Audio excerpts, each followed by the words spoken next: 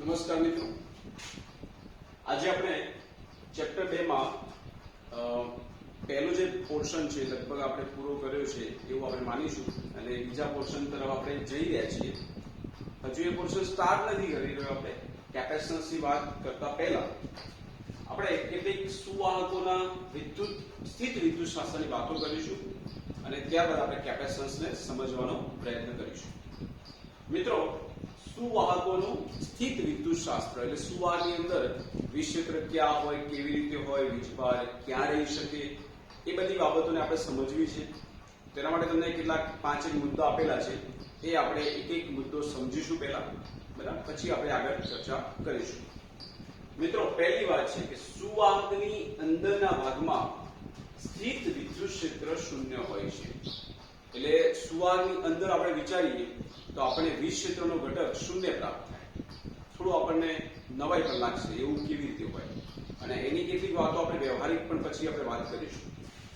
સુવાહકની અંદર વિદ્યુત ક્ષેત્ર શૂન્ય હોય એ આપણે સમજવું છે. તો આપણે એક ઉદાહરણ દ્વારા સમજી લો મિત્રો કે અહીંયા કોઈ ક્ષેત્ર આવીને વિચારીએ આપણે 2 પ્લેટો છે, બરાબર.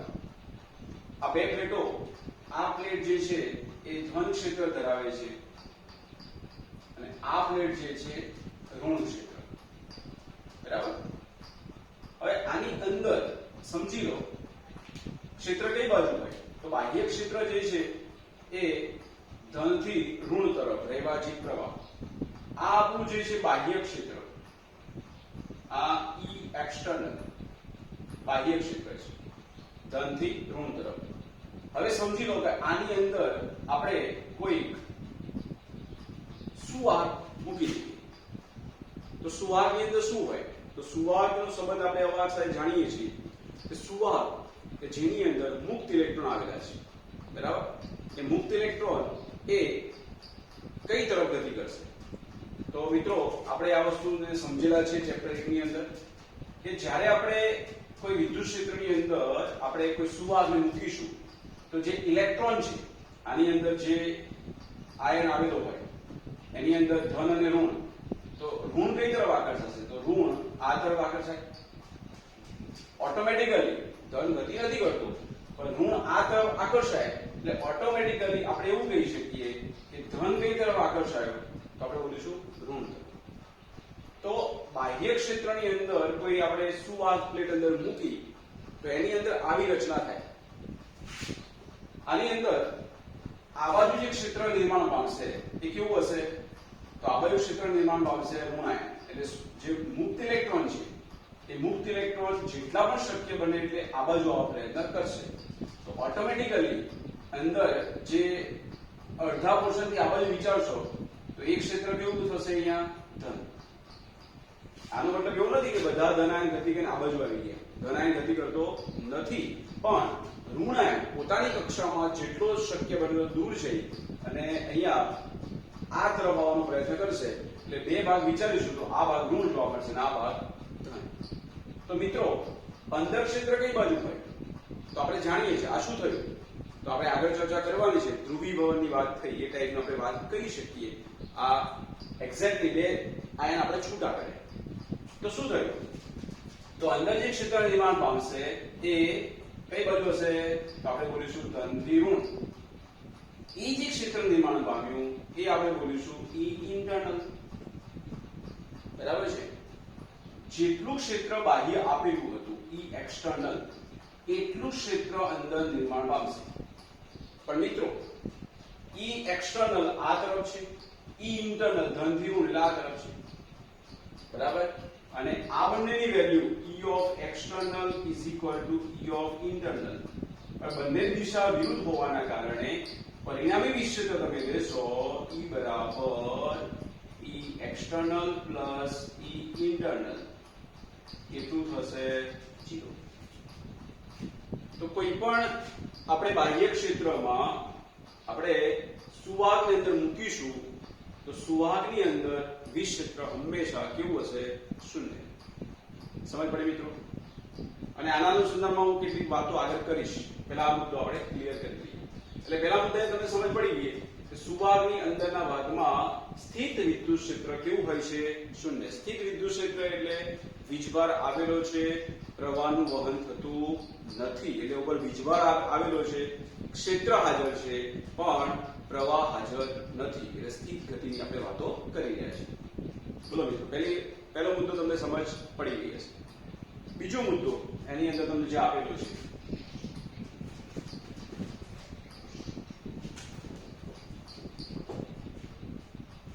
બીજો મુદ્દો તમને કહે છે સુવાહકની વિદ્યુત ભારિત સુવાહકની સપાટી પરના સ્થિત વિદ્યુત ક્ષેત્ર સપાટીને દરેક બિંદુએ લંબ હોય છે. બીજો મુદ્દો એવું કહે છે અહીંયા, બીજો મુદ્દો આપણને કહે છે કે વિદ્યુત ક્ષેત્ર, બરાબર, એ વિદ્યુત ક્ષેત્ર સપાટીને લંબ હોય છે. હવે આવું કેમ? અહીંયા જે વાત કરીએ છીએ આપણે એ સ્થિત વિદ્યુત ક્ષેત્રની વાતો કરી રહ્યા છીએ. વિદ્યુત ક્ષેત્ર સપાટીને લંબ કેમ હોય? હમણાં જે આપણે વાત કરી કે આમાં તમે કોઈ ગોળીય કવચ લેશો તો ગોળીય કવચની અંદર વિદ્યુત ક્ષેત્રનું મૂલ્ય કેટલું હોય? તો વિદ્યુત ક્ષેત્રનું મૂલ્ય હશે 0. હવે મિત્રો, સપાટી પર કોઈ વીજભાર મૂકેલો છે અહીંયા, બરાબર છે. આ વસ્તુ આપણે સ્વીકારવાની છે આમ તો, કે વિદ્યુત ક્ષેત્ર હંમેશા સપાટીને કેવું હોય? તો લંબ જ હોય, અંદર ક્ષેત્ર નથી આવે. તો લંબ જ કેમ હોય? આપણે એક મુદ્દો સમજીએ. સમજી લો કે પરપેન્ડિક્યુલર તો આપણે લેવાનું છે, લંબ છે જ. સમજી લો કે લંબ નથી તો શું થાય? સમજી લો કે વિદ્યુત ક્ષેત્ર આપણે આ રીતે વિચારીએ, આ રીતે લંબ નથી આ, બરાબર છે. કેટલા ખૂણા સાથે? તો આપણે સમજીએ કે અહીંયા ખૂણો વિચાર્યો આપણે કે θ. તો એના બે ઘટકો પ્રાપ્ત થાય. બે ઘટકો કયા પ્રાપ્ત થશે અહીંયા? તો અહીંયા તમને જે પ્રાપ્ત થશે એ આવશે E cos θ. અહીંયા θ છે અને આ જે બનશે એ શું આવશે? E sin θ. ઓકે.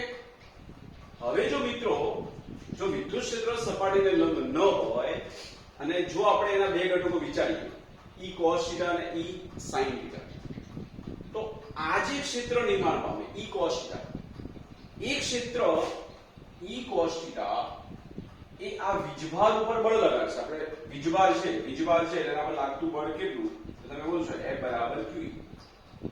અને બળ લાગે તો જેના કારણે એ વીજભાર ગતિ કરશે અને એ વીજભાર ગતિ કરતો હોય તો પ્રવાહનું નિર્માણ થશે. અહીંયા આપણે શું વાત કરી રહ્યા છીએ કે આપણે પ્રવાહનું વહન કરાવવાનું નથી, આપણે સ્થિત ક્ષેત્રની વાતો કરી રહ્યા છીએ. સમજ પડી? તો તમને એમ થાય કે અહીંયા પ્રવાહ નિર્માણ પામતો નથી, તો એનો મતલબ એમ થયો કે E cos θ શું થવું જોઈએ? 0. જો E cos θ 0 ન થાય તો આ વીજભાર પર બળ લાગશે, બળ લાગશે તો એ પ્રવાહનું નિર્માણ કરશે. તો એ પ્રવાહ નિર્માણ થતું નથી, તેનો મતલબ એમ આવવો જોઈએ કે E cos θ 0 થવું જોઈએ. મિત્રો, આ વાત આપણે સમજવા માટે કરીએ છીએ. એક્ઝેક્ટલી આ વસ્તુ મળવાની નથી આપણને. E હંમેશા સપાટીને લંબ જ આવશે, પણ એક સમજીએ કે કેમ લંબ જ હોય. તો જો પ્રવાહ નિર્માણ ન પામતો હોય તો E નો cos ઘટક 0 થવો જોઈએ. હવે વાત એ આવી કે અહીંયા તો E 0 નથી, E is not equal to 0. E 0 નથી તો એનો મતલબ એમ થયો કે શું 0 થાય? તો તમે કહેશો cos θ 0 થાય. અને cos θ 0 ક્યારે થાય? કે θ કેટલો હોય? તો તમે કહેશો કે θ બરાબર 90. તો શું સાબિત કર્યું અહીંયા? કે વિદ્યુત ક્ષેત્ર હાજર છે અને વિદ્યુત ક્ષેત્ર કેવું આવેલું છે? સપાટીને લંબ. એટલે કહેવાની વાત એ છે કે આ શક્ય નથી. વિદ્યુત ક્ષેત્ર હંમેશા કેવી રીતે હોય? એક્ઝેક્ટલી સપાટીને લંબ જ હોય. આ એક સમજૂતી છે, આપણે આ વસ્તુ સ્વીકારવાની છે, પણ એ તમને થોડીક સમજ મળે એટલે મેં અહીંયા આ મુદ્દાની વાત કરી. બરાબર છે. ત્રીજો મુદ્દો જે તમને આપેલો છે અંદર,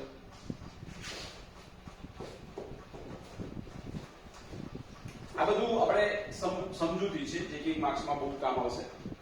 ત્રીજો મુદ્દો મિત્રો એવું કહે છે કે સ્થાયી સ્થિતિમાં સુવાહકના અંદરના ભાગમાં વધારાનો વિદ્યુત ભાર હોઈ શકે નહીં. ત્રીજો મુદ્દો એવું કહે છે કે સ્થાયી સ્થિતિમાં સુવાહકના અંદરના ભાગમાં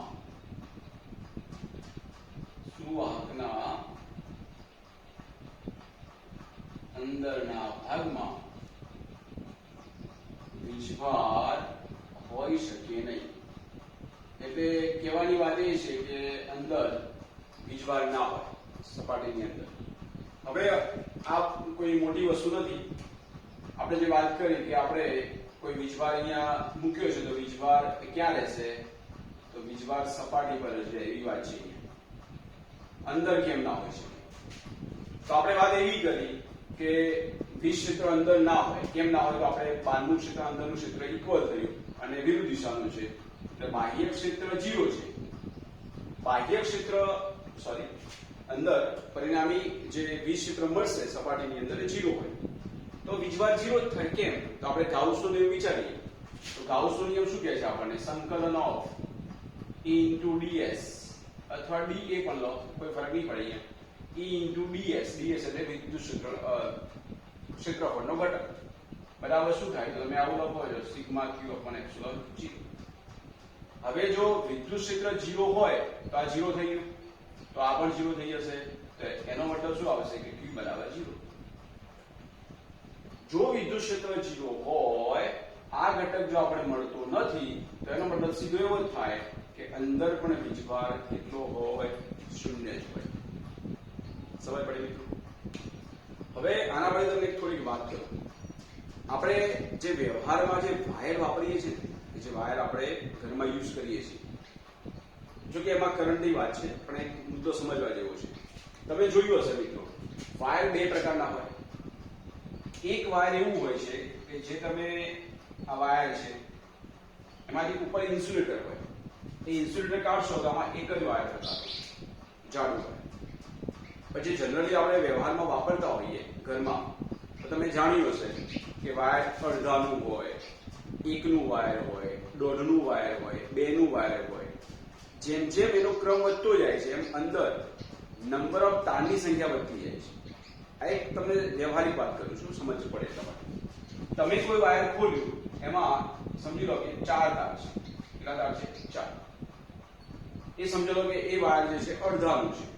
હવે બીજું વાયર લીધું આપણે તો જેની અંદર આ જે 4 તાર હતા ને એની જગ્યાએ 8 તાર છે. આની અંદર 8 તાર છે. તો અલગ અલગ વાયર ક્વોલિટી અલગ અલગ, બરાબર છે? તો આ બનાવવાનું કારણ શું? અંદર 4 તાર છે, 8 તાર છે. એક જ તાર વાપરીએ તો નહીં ચાલે અંદર. શું કામ આપણે 4 તાર, 8 તાર, 12 તાર, 16 તાર એવું લેવું પડે? તો મિત્રો તમે સમજ છે કે ઊંચા ઉપકરણ સાથે વાત કરતા હોઈએ આપણે, એસી હોય, ફ્રીજ હોય, એ બધી વસ્તુ, હીટર હોય, તો આપણે જનરલી આપણે જાડું વાયર વાપરવું પડે. જાડું વાયર ખરું પણ અંદર તાર છે ને તારની સંખ્યા વધારે. તો તારની સંખ્યા કેમ વધારવાની? એનું કારણ તમે સમજાવો. સમજો કે એક વાયર આપણે લીધું કે જાડું વાયર છે, બરાબર? આ તાર છે સમજી લો. હું એક જ વાયરમાંથી વીજભારની વાતો લઈ જવાની વાત કરું. આ જ તારને હું 16 તાર બનાવી દઉં.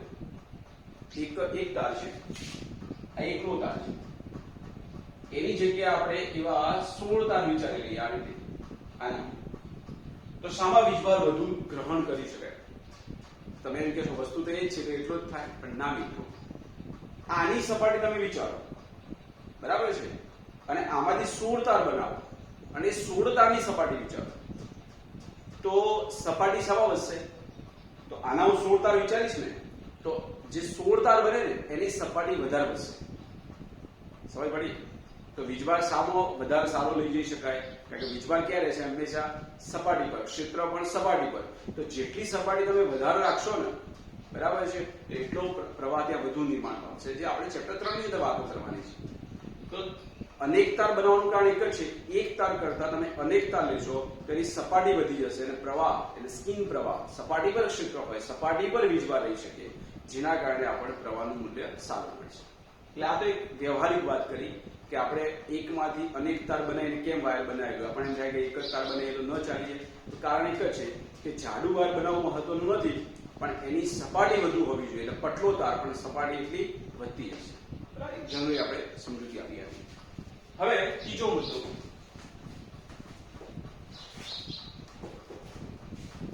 ત્રીજો મુદ્દો આપણે કે છે અહીંયા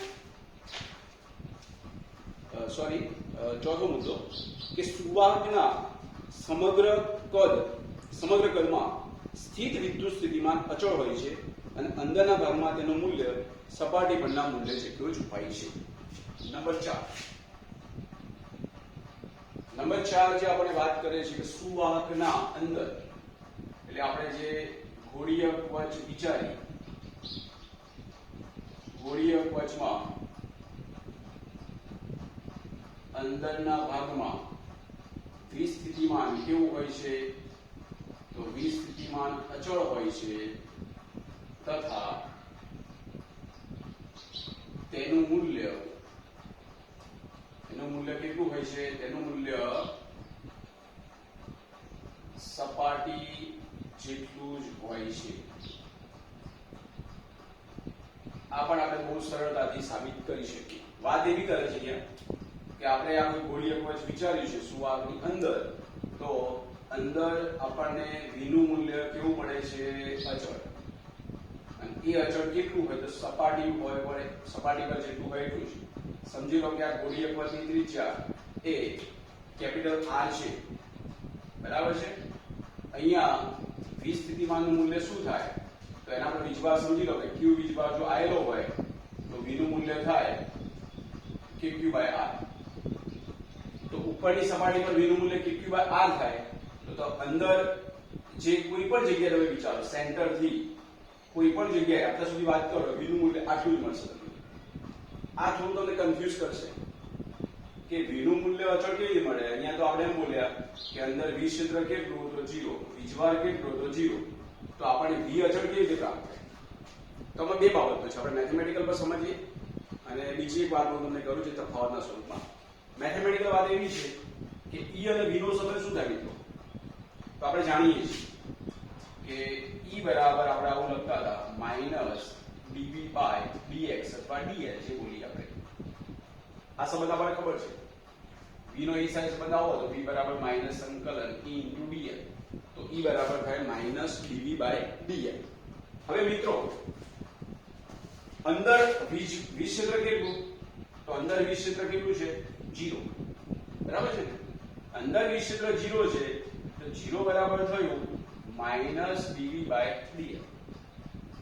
તો આનો અર્થ શું થયો કે dv/dl બરાબર અચળ, dv/dl બરાબર 0, એટલે અંતર સાથે અંતર સાથે v નું મૂલ્ય બદલાતું નથી, એનો ફેરફાર થતો નથી. ફેરફાર 0 છે તો અંતર સાથે v નું મૂલ્ય બદલાતું નથી, તો v બરાબર શું કહેવાય? અચળ. મેથેમેટિકલ બહુ સરળ રીતે સાબિત કરી નાખે. પણ હજુ આપણા મગજમાં થોડું કન્ફ્યુઝન છે કે આવું કેમ હોય કે E0 તો v અચળ કેવી રીતે મળે? અંદર E બરાબર 0 છે, અહીંયા વાત કરશો તો v નું મૂલ્ય તમને સપાટી પર એટલું જ મળે. કેમ મિત્રો? આ વસ્તુ થોડી અલગ રીતે સમજવા પ્રયત્ન કરીએ. આ ગોળીય કવચ છે, આ કેન્દ્ર છે, આ R બરાબર વીજભાર સપાટી પર છે. અહીંયા આપણે વાત કરીએ ઉપર તો v બરાબર આપણે શું બોલ્યું? v બરાબર kq/r. હવે તમને એટલી ખબર છે કે v નું આપણે કયું મૂલ્ય લઈએ છીએ? તો v નો આપણે તફાવત લઈએ છીએ. v નું નિરપેક્ષ મૂલ્ય મહત્વનું નથી. સમજ પડી? જો v નું મૂલ્ય નિરપેક્ષ આવતું હોય, ફોર એક્ઝામ્પલ એવું શક્ય નથી, તો કેન્દ્ર પર v નું મૂલ્ય શું આવતું ખબર છે? 0. હું નિરપેક્ષ મૂલ્ય હોય તો વાત કરું છું.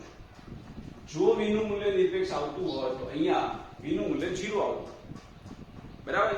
તો તફાવત લો તો કોની સાપેક્ષે વાત કરશો તમે? તો સપાટીની સાપેક્ષે વાત કરો. આ બેનો તફાવત લો તો આ બેનો તફાવત શું થાય?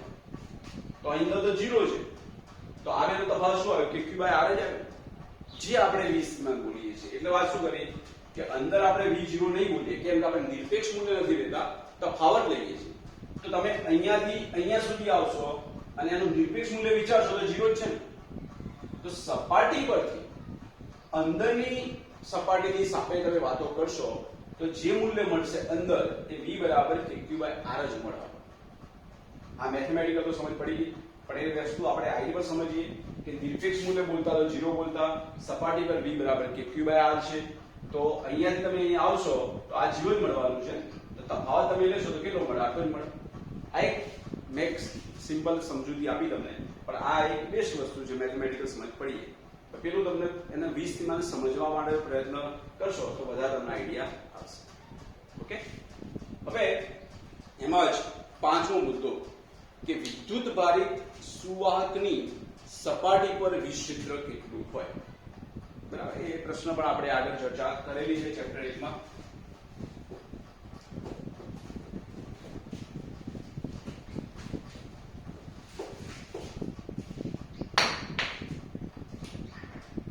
પાંચમો મુદ્દો,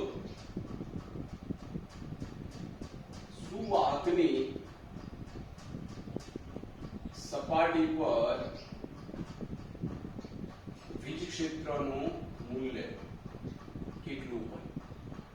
અને આપણે ચેપ્ટર 1 ની વાત કરીશું તો આપણે તારવેલું છે આ વસ્તુ કે કોઈ પણ આપણે કવચ લઈએ અથવા કોઈ પણ પૃષ્ઠ લઈએ, બરાબર છે, તમે પૃષ્ઠ બોલો, આ પૃષ્ઠ બોલશો કે ગોળીય કવચ બોલશો, તો આના માટે તમે તારવ્યું હતું કે આ સમગ્ર પૃષ્ઠ વડે વીજ ક્ષેત્ર શું થાય, તો આવું તારવ્યું હતું V બરાબર સિગ્મા અપોન એપ્સિલોન 0.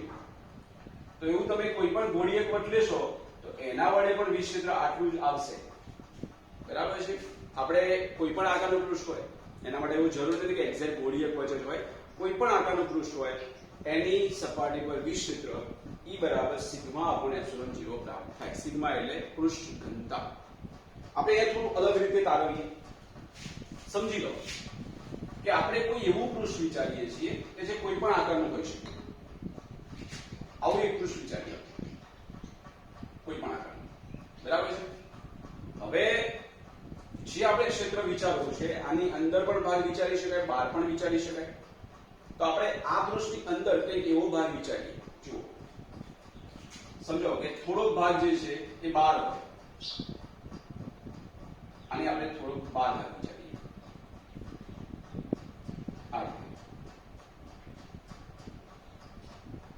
અને કેટલોક ભાગ આપણે અંદર પણ વિચારીએ.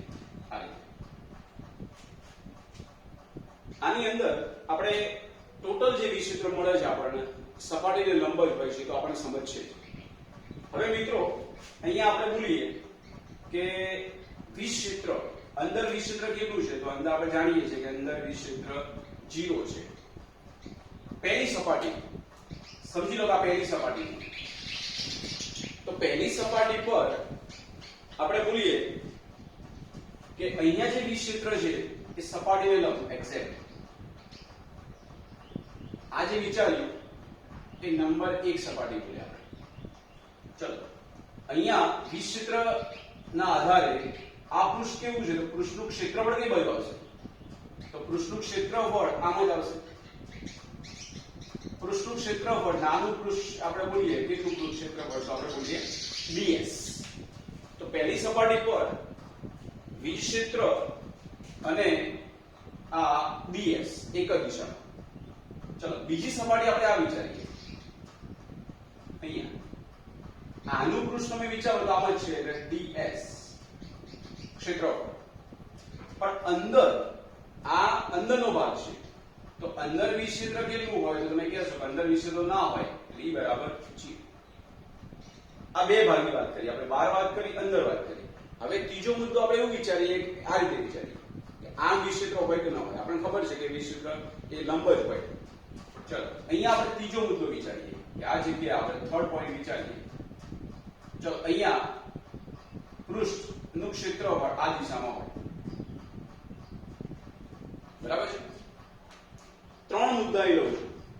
પહેલો મુદ્દો અહીંયા કે જ્યાં વીજ ક્ષેત્ર જે છે આ રીતે છે, આપણે જાણીએ છીએ એનું ક્ષેત્રફળ આમ જ આવશે, બંને એક જ દિશામાં. બીજો મુદ્દો આપણે અંદર વિચાર્યો, જ્યાં વીજ ક્ષેત્ર નથી, ક્ષેત્રફળ હાજર કઈ બાજુ, આ બાજુ.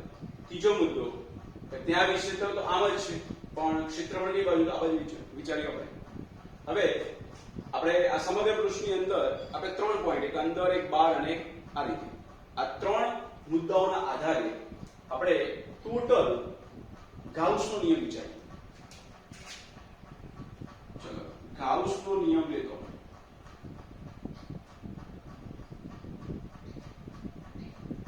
ગાઉસનો નિયમ આપણે આવું કહે છે, સંકલન E into ds બરાબર સિગ્મા ક્યુ અપોન એપ્સિલોન g. ત્રણ સપાટી છે એટલે પહેલી સપાટી પર વાત કરું, પહેલી સપાટી પર E into ds પ્લસ સંકલન બીજી સપાટી પર E into ds, ત્રીજી સપાટી E into ds બરાબર સિગ્મા ક્યુ અપોન એપ્સિલોન 0 એટલે q બાય એપ્સિલોન 0. ચલો પહેલા પર વાત કરીએ તો E અને ds કેવા છે તો બંને એક જ દિશામાં છે અહીંયા, એટલે અહીંયા શું થશે બે વચ્ચે ગુણાકાર એટલે ડોટ ગુણાકાર E ds cos 0 બરાબર છે. તો આજે તમને મુદ્દો મળશે પહેલો E ds cos 0. ચલો બીજાની વાત કરું તો ત્યાં ક્ષેત્ર છે જ નહીં એટલે ટોટલ આ 0 થઈ જશે. ત્રીજાની વાત કરીએ આપણે, આ પહેલો મુદ્દો છે, બીજાનો તમને 0 મળ્યો. ત્રીજાની વાત કરીએ આપણે તો E ds cos 90. અહીંયા તમે જોશો કે E અને ds વચ્ચે ખૂણો કેટલો થાય છે 90 બરાબર q બાય એપ્સિલોન 0. cos 90 તો cos 90 ની વેલ્યુ પણ 0 મળશે, આ પણ 0 થઈ ગયું. તો માત્ર ને માત્ર તમને ક્ષેત્રનો જે ઘટક મળ્યો એટલે આપણે આ જ વસ્તુ લેવાની રહેશે. એટલે અહીં તમે જોશો તો આવું થશે કે E ds બરાબર q બાય એપ્સિલોન 0. હવે મિત્રો આ દ્વિપરિમાણીયની વાતો છે તો એની અંદર તમે q ની ગણતરી કરી શકો છો. q બરાબર શું કહેવાય તો આપણે જાણીએ છીએ કે q બરાબર આવું બોલતા હતા આપણે સિગ્મા ઇન્ટુ a એટલે ક્ષેત્રફળ. અહીંયા ક્ષેત્રફળ કેટલું છે ds, તો તમે q બરાબર શું બોલશો સિગ્મા ઇન્ટુ ds થઈ ગયું. q બરાબર સિગ્મા a ની જગ્યાએ ક્ષેત્રફળ, તો અહીંયા ઘટક આપણે ક્ષેત્રફળનો ds વિચાર્યું છે. આનો ઉપયોગ કરો તો આવું થશે E into ds q ની જગ્યાએ sigma into ds by epsilon 0. અહીંયાથી ds નીકળી જશે એટલે આપણો આન્સર થયો E બરાબર સિગ્મા અપોન એપ્સિલોન 0, જે આપણે ચેપ્ટર 1 માં સમજૂતી આપેલી છે. આને તમે સદિશ સ્વરૂપે લખવું હોય તો એને ચોક્કસ દિશાનો ઘટક પણ આપણે લખી શકીએ, અથવા સદિશ સ્વરૂપે લખવું હોય તો E બરાબર સિગ્મા અપોન એપ્સિલોન 0 કોઈ ચોક્કસ દિશા n હેટ અથવા r હેટ એવું આપણે દર્શાવી શકીએ. બોલો મિત્રો, સમજ પડી ગઈ? આમાં કઈ ખાસ છે નહીં. આ વસ્તુ બધી આપણે સમજૂતી માટે છે, સમજવા માટે છે. આમાંથી લગભગ થિયરી આવવાની સંભાવના નથી, પણ આપણે તૈયાર કરવું હોય તો આ મુદ્દો આપણે કરી શકીએ. બરાબર છે, અને નોટ આપણે કરી દઈશું.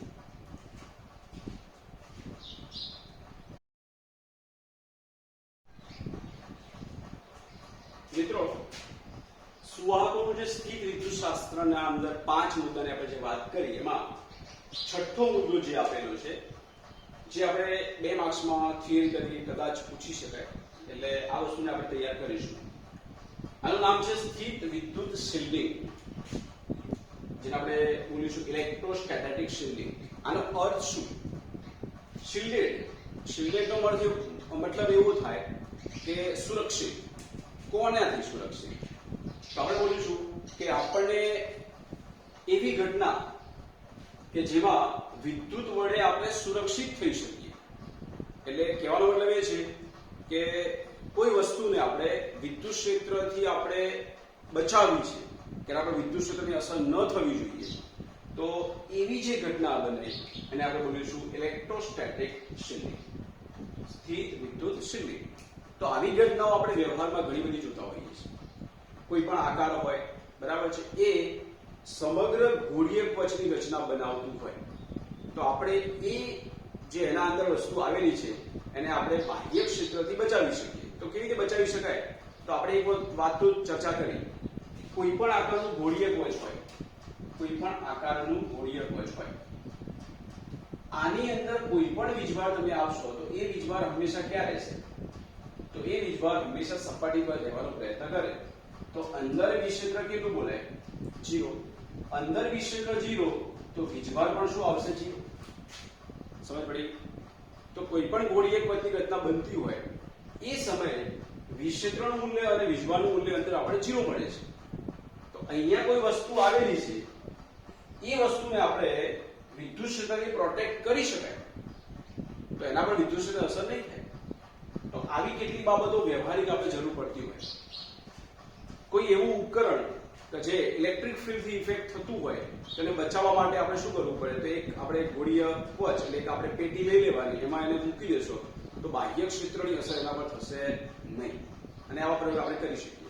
બીજી એક વ્યવહારિક વાત કરું કે ચોમાસાની સિઝન હોય અને વીજળી પડતી હોય, તો મિત્રો તમને ખબર હશે, તમે એવી ઘટના ક્યારેય સાંભળી નહીં હોય કે જે પાકા મકાનો હોય કે જેમાં આપણે લોખંડનો ઉપયોગ કરેલો છે, વ્યવસ્થિત રીતે ચોક્કસ ડિઝાઇન કરેલી છે, તો એ મકાન ઉપર એ બિલ્ડિંગ પર વીજળી પડી તો એ વીજળી એ મકાનની અંદર ઇફેક્ટ થઈ, એવું મિત્રો તમે ક્યારેય સાંભળી નહીં હોય.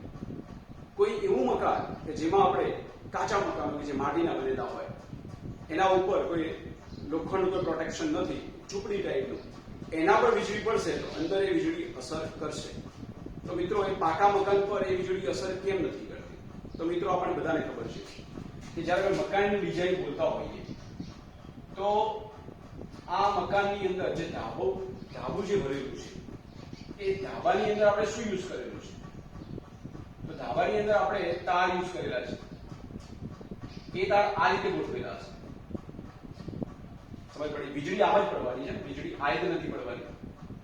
તો આ જે વીજળી પડે છે એ વખતે આપણું ઉપરનું જે લેવલ છે મકાનનું, એ મકાનના લેવલ પર અંદર આપણે ઓલરેડી એ ગોળીય કવચની રચના બનાવી દે છે. હા, સમજી લો કે અહીંયા ગોળીય કવચ નથી બનતું, પણ એ બીમ ભરેલા હશે અહીંયા, તો એમાં પણ લોખંડ યુઝ કરેલું છે અને એ લોખંડની જે ટચ છે, તો વીજળી આના ઉપર પડશે તો એ વીજળી અંદર આવી શકતી નથી. હા, એ વીજળીના કારણે આ બિલ્ડિંગની દિવાલોને ઇફેક્ટ થશે, પણ અંદર રહેલા વ્યક્તિ પર એ વીજળી ક્યારેય પડશે નહીં. તો એનું માત્ર ને માત્ર કારણ એક જ આ વસ્તુ, કારણ કે અંદર ક્ષેત્ર દાખલ થઈ શકતું નથી. એવી બીજી વાત તમને કરું કે આપણે કોઈ આ જ વસ્તુમાં આ સિઝનમાં આપણે ચોમાસાની સિઝનમાં વીજળી પડતી હોય ને આપણે કાર લઈને જતા હોઈએ, તો એ સમયે આપણે શું કરવું જોઈએ? કારની બહાર ઉતરી જવું જોઈએ, કાર બંધ કરીને આપણે ઝાડ નીચે જવું જોઈએ કે કોઈ અલગ જગ્યાએ? તો મિત્રો કારની અંદર તમે હો અને વીજળી પડતી હો તો ધ્યાન આપો કે આપણે સંપૂર્ણ રીતે પ્રોટેક્ટ છીએ, આપણને એ વીજળી કોઈ ઇફેક્ટ કરવાની નથી. કેમ કે ઓલરેડી જે કાર છે એ કાર સુવાહક છે, બરાબર? એના કાચ બંધ કરી દો, હાથ બહાર ન હોવો જોઈએ.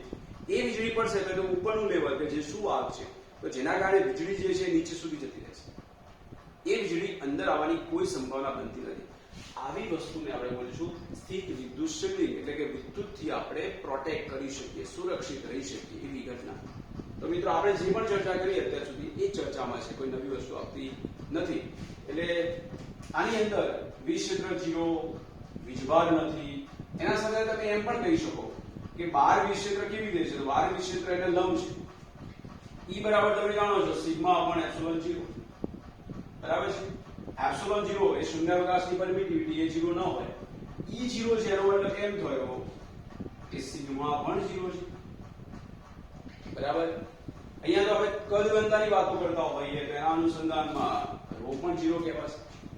એટલે આવી ઘટનાની અંદર વિક્ષેત્ર, વીજભાર અથવા પૃષ્ઠ ઘનતા એ બધી જ વસ્તુ અંદર આપણે શૂન્ય બોલીશું, જેના કારણે અંદર રહેલી જે વસ્તુ છે અથવા વ્યક્તિ છે એ પ્રોટેક્ટ થાય. આવા ઘણા બધા એક્સપેરિમેન્ટ યુટ્યુબ પર આપણે જોવા મળશે, બરાબર? એવા કઈ ફોટો જ આપણે જોઈ શકીએ કે કોઈ વ્યક્તિ છે, વ્યક્તિ બધી રીતે એ પ્રોટેક્ટ કરેલો છે, કોઈ એવા પાંજરામાં આપણે પૂરી દઈએ અને એના પર હજારો મિલિયન વોલ્ટ જો ઉર્જા આપવામાં આવે એના પર, તો પણ એ વ્યક્તિને કોઈ ઇફેક્ટ થતી નથી. એટલે કૃત્રિમ રીતે એના પર વીજળી પાડીશું તો પણ એ પ્રોટેક્શન. હા, પણ કોઈ હાથ અથવા તો પગ એ બહાર ન હોવો જોઈએ. જો બહાર હશે તો આપણે આગળ જે થિયરી ચર્ચા કરી હતી, 5મા નંબરનો મુદ્દો જે વાત કરી હતી, એમાં સમજ્યા કે બહાર ક્ષેત્ર હાજર, અંદર ક્ષેત્ર નથી. આની અંદર ક્ષેત્ર નથી. જો આની અંદર વસ્તુ છે ને એ વસ્તુ જો બહાર આવેલી છે તો અહીંયા ઇફેક્ટ કરશે, એના કારણે અંદર અસર થાય, બરાબર? એટલે કોઈ વસ્તુ બહાર ન હોવી જોઈએ, અંદર હશે તો પૂરેપૂરી એ પ્રોટેક્ટ થશે. આ જે થિયરી છે એ તમે બુક પ્રમાણે જ લખશો, બુકમાં જે આપેલું છે બધી વસ્તુ ડિટેલમાં છે, એટલે આ થિયરી તમને લખાવતો નથી. ફરીથી રિપીટ કરું છું, સ્થિત વિદ્યુત શિલ્ડિંગ એવી ઘટના કે જે ઘટનામાં આપણે કોઈ વસ્તુને આપણે બાહ્ય વિદ્યુત ક્ષેત્રથી પ્રોટેક્ટ કરી શકાય, તો એને સુરક્ષિત કરી શકાય, એ ઘટના આપણે બોલીશું સ્થિત વિદ્યુત શિલ્ડિંગ. બરાબર મિત્રો, આ વસ્તુ તમે આપણે બુકમાંથી લખી દેજો.